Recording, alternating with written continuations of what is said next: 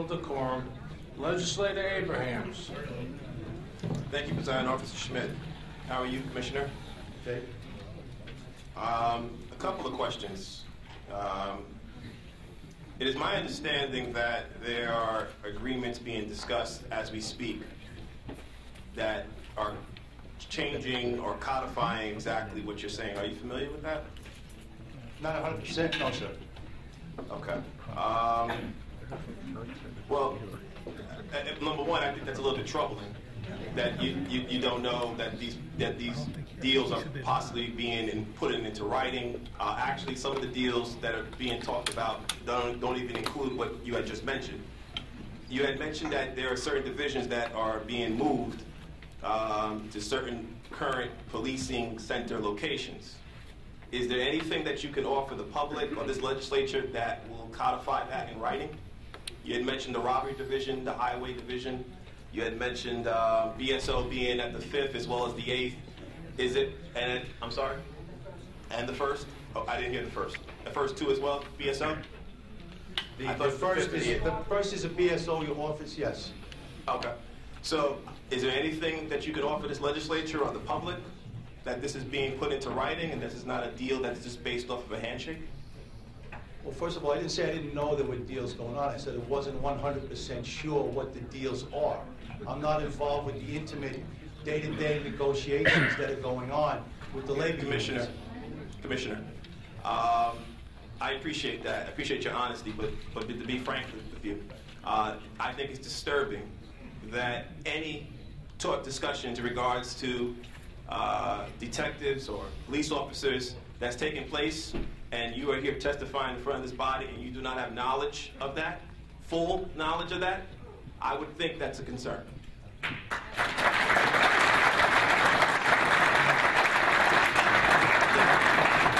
That being said, back to my original point. I'd like to answer that if I could. It wasn't a question, but go right ahead. The negotiations are going on almost as we speak. Yes, sir. And I've been waiting to come in here and speak to you. And I've been back in the office trying to read my notes, go over my stuff.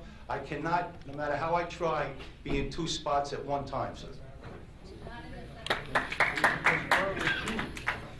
Okay, so Commissioner, can you please elaborate on what you do know about the discussions that are taking place? I know there's talk of moving different units back and forth, maybe different personnel back and forth, things along those lines. Yes, sir. Well, I think that's obvious, though, Mr. Commissioner. Is there any? Well, do you mind if I fill you in? Go right ahead. Okay. Apparently, there's discussion about detectives, squads remaining at the current locations. There's also discussion of commanding officers being at the policing centers. Does any of this sound familiar? Yes.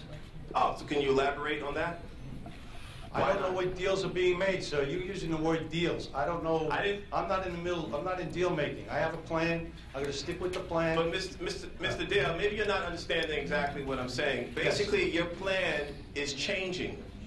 What you're saying is not what's actually being discussed. Unless I'm speaking out of school here, I would think the Commissioner of Police would have full knowledge of this. Yeah, but I'm gonna interject at this point because we're gonna have decorum in this room, or that's the way the meeting is going to be run. I do not expect you, and Commissioner, I would caution you, you do not negotiate in public. Whatever negotiations are going on between the county executive and the unions, whether you are or are not a part of them, and I agree you can't be in 2 places at one time. But I do not want to see negotiations held in public, and I would remind all of the members that the item that is in front of us confers upon the police commissioner the directive to go from 8 precincts to 4. No, what happens after that Mr. Schmidt, under the jurisdiction? No disrespect to you, Mr. Schmidt. No, you interjected by interrupting me. Sentence, so you interjected by interrupting me, if you remember that correctly. There was no conversation going on when yes, there was. Myself, you were not in mid-sentence. Presiding Officer Schmidt, I'm trying to show you all the respect. And I'm trying to show you all the respect as well. Well, then let me finish my questioning of Commissioner Dale. Commissioner Dale, do not negotiate in public. And Mr. Schmidt, there are no negotiations in public. What I'm saying is that what you're specifying on the record today is changed. And the bottom line is you're not representing what's possibly being discussed, which probably I think is discussed, and it's just going into a writing phase with the unions and the county executive. You're a part of the county executive's team, so I would think you would have knowledge of what I'm talking about. But apparently it seems to me that this plan is ever changing, even at the 11th hour or at the first hour, because we're past midnight now. Okay. So the bottom line is this plan just keeps changing, and I would like to know full well and have it codified in writing exactly how it's changing. Now, even if we're talking about the proposal that Commissioner Dale had referenced, there is nothing in writing that specifies that the county will continue to provide those levels of services at those locations. Is there? No. So basically, this plan is in flux, and it pretty much creates an opportunity for yourself or the county executive to change it at any time. So anything that you promised to Legislator Ford or Legislator Becker in regards to any of these divisions, 6 months from now can very well not be the case. Am I correct? I wouldn't say that. Why would you not say that? Well, if I give my word to you on something, I give you my word. No disrespect to you, Commissioner Dale, but the word from the administration means absolutely nothing to us. From that standpoint, let me elaborate on that. Who the us is. We don't speak for this side of the aisle. Us being the 9 members on this side of the aisle. You're very welcome.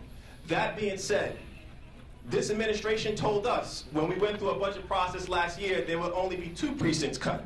Today, we're voting on a proposal that has 4 precincts cut. So from our standpoint, if it's not in writing, if they're not actually going to codify exactly what you're talking about today, from our position, it's very clear that this can change at a moment's notice. So what I am saying to you today is that I understand that there are dealings to codify something, maybe part of what you said, maybe a little bit more. But subject to not having that before us, I feel it very incumbent on this legislature to table this item today until those documents come down to us. Because it's very clear to us, if you vote on this proposal, it is clearly indicative that you are tying it, and you will very well have to possibly consider a vote on layoffs. And I don't think anybody in this position is willing to consider that position at this time. So I would strongly recommend, being that this plan is in flux every single day, every single minute, I would strongly suggest that we table this item today until we get the documents we need from the county executive, which codify exactly what's going to happen in these policing centers.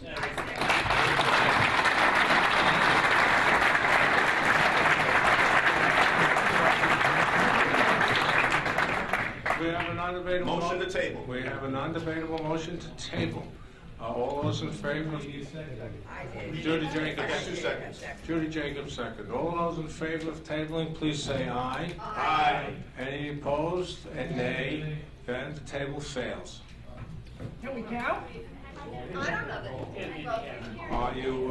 Are you completed? Roll call on the table. Roll call on the.